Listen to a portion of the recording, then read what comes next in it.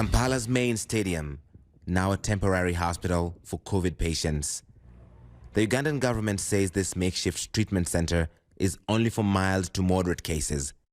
But CNN witnessed a body being carted away. Last week, the World Health Organization says cases here were up 137%, the second straight week of triple-digit spike in infections. Across town, 40-year-old Stephen Tambi was finally well enough to be taken off a ventilator just hours before we arrived.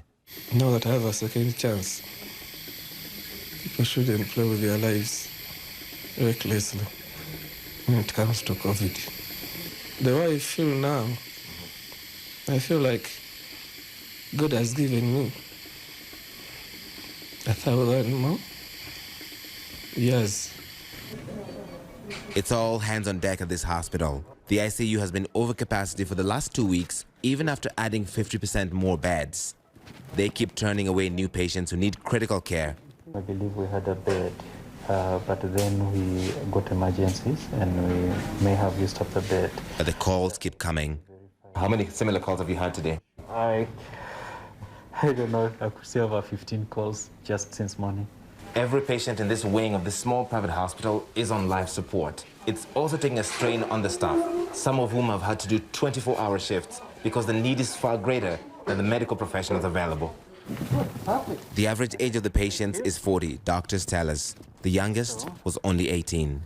Why exactly are we seeing young people? One is that for sure it's a more aggressive strain. But the other thing also could be that, you know, after the first wave, we might have gotten quite excited enough to slacken on, on our preventive measures. It's a crisis that could have been avoided, says Uganda's top health official.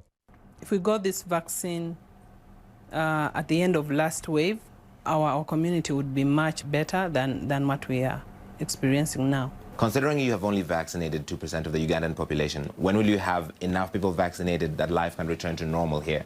I cannot answer that because I'm not in charge of, I cannot access the vaccines. If I could access the vaccines, even tomorrow would conduct a nationwide campaign and vaccinate. With almost all Ugandans unvaccinated, the government warns that each positive person could infect between 80 to 100 people. Uganda has strict social distancing guidelines, but it's business as usual here in downtown Kampala. People have to be here to make a living. It's impossible to work from home. But they may have little choice for the next 6 weeks, as Uganda is now in partial lockdown again. Larry Medowo, CNN, Kampala.